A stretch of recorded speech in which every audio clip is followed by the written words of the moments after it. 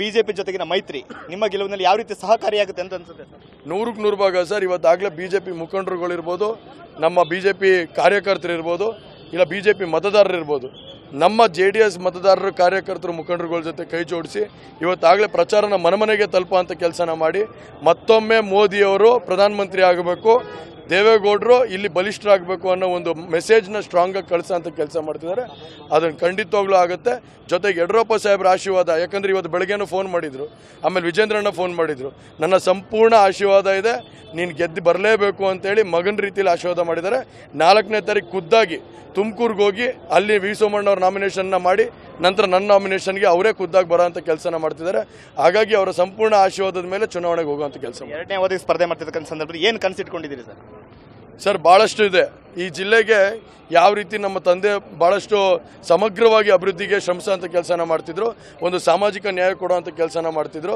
ಆ ಒಂದು ನಿಟ್ಟಲ್ಲೇ ಇವತ್ತು ನಾನು ಕೂಡ ಎಲ್ಲ ವರ್ಗಗಳನ್ನೂ ಒಟ್ಟಿಗೆ ತಗೊಂಡು ಹೋಗುವಂಥ ಕೆಲಸನ ಮಾಡಿ, ನಾನು ಮುಖ್ಯವಾಗಿ ರೈತರ ಪರ ನಿಲ್ಲುವಂಥ ಕೆಲಸನ ಮಾಡಿ ನಂತರ. ನೀವು ಪೋಷಕರಾಗಲು ಕಾಯುತ್ತಿದ್ದೀರಾ? ಚಿಂತಿಸದಿರಿ. ಓಯಾಸಿಸ್ ಫರ್ಟಿಲಿಟಿ 90,000 ದಂಪತಿಗಳ ಜೀವನದಲ್ಲಿ ಸಂತೋಷವನ್ನು ತಂದಿದೆ. 7825893601ಗೆ ಕರೆ ಮಾಡಿ ಅತ್ಯದ್ಭುತ ರಿಯಾಯಿತಿ ಪಡೆಯಿರಿ ಹಾಗೂ ಎಲ್ಲರಿಗೂ ಗುಡ್ ನ್ಯೂಸ್ ಕೊಡಿ. ಅಭಿವೃದ್ಧಿಗೂ ಜಾಸ್ತಿ ಹೆಚ್ಚಿನ ಶ್ರಮ ಕೊಡುವಂಥ ಕೆಲಸ ಮಾಡಬೇಕು.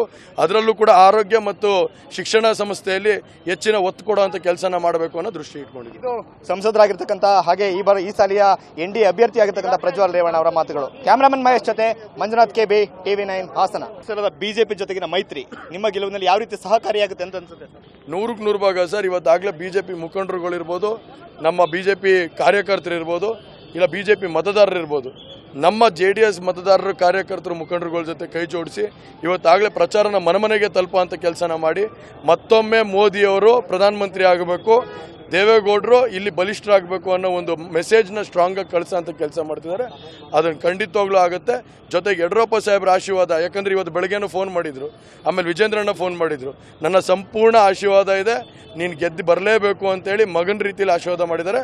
4ನೇ ತಾರೀಕು ಖುದ್ದಾಗಿ ತುಮಕೂರಿಗೆ ಹೋಗಿ ಅಲ್ಲಿ ವಿ ಸೋಮಣ್ಣವ್ರ ನಾಮಿನೇಷನ್ನ ಮಾಡಿ ನಂತರ ನನ್ನ ನಾಮಿನೇಷನ್ಗೆ ಅವರೇ ಖುದ್ದಾಗಿ ಬರೋಂಥ ಕೆಲಸನ ಮಾಡ್ತಿದ್ದಾರೆ. ಹಾಗಾಗಿ ಅವರ ಸಂಪೂರ್ಣ ಆಶೀರ್ವಾದದ ಮೇಲೆ ಚುನಾವಣೆಗೆ ಹೋಗುವಂಥ ಕೆಲಸ. 2ನೇ ಅವಧಿಗೆ ಸ್ಪರ್ಧೆ ಮಾಡ್ತಿರ್ತಕ್ಕಂಥ ಸಂದರ್ಭದಲ್ಲಿ ಏನು ಕನಸಿಟ್ಕೊಂಡಿದ್ದೀರಿ ಸರ್? ಸರ್, ಭಾಳಷ್ಟು ಇದೆ. ಈ ಜಿಲ್ಲೆಗೆ ಯಾವ ರೀತಿ ನಮ್ಮ ತಂದೆ ಭಾಳಷ್ಟು ಸಮಗ್ರವಾಗಿ ಅಭಿವೃದ್ಧಿಗೆ ಶ್ರಮಿಸೋಂಥ ಕೆಲಸನ ಮಾಡ್ತಿದ್ರು, ಒಂದು ಸಾಮಾಜಿಕ ನ್ಯಾಯ ಕೊಡುವಂಥ ಕೆಲಸನ ಮಾಡ್ತಿದ್ರು. ಆ ಒಂದು ನಿಟ್ಟಲ್ಲೇ ಇವತ್ತು ನಾನು ಕೂಡ ಎಲ್ಲ ವರ್ಗಗಳನ್ನೂ ಒಟ್ಟಿಗೆ ತಗೊಂಡು ಹೋಗುವಂಥ ಕೆಲಸನ ಮಾಡಿ, ನಾನು ಮುಖ್ಯವಾಗಿ ರೈತರ ಪರ ನಿಲ್ಲುವಂಥ ಕೆಲಸನ ಮಾಡಿ ನಂತರ ಅಭಿವೃದ್ಧಿಗೂ ಜಾಸ್ತಿ ಹೆಚ್ಚಿನ ಶ್ರಮ ಕೊಡುವಂಥ ಕೆಲಸ ಮಾಡಬೇಕು. ಅದರಲ್ಲೂ ಕೂಡ ಆರೋಗ್ಯ ಮತ್ತು ಶಿಕ್ಷಣ ಸಂಸ್ಥೆಯಲ್ಲಿ ಹೆಚ್ಚಿನ ಒತ್ತು ಕೊಡುವಂಥ ಕೆಲಸನ ಮಾಡಬೇಕು ಅನ್ನೋ ದೃಷ್ಟಿ ಇಟ್ಕೊಂಡಿದ್ದು.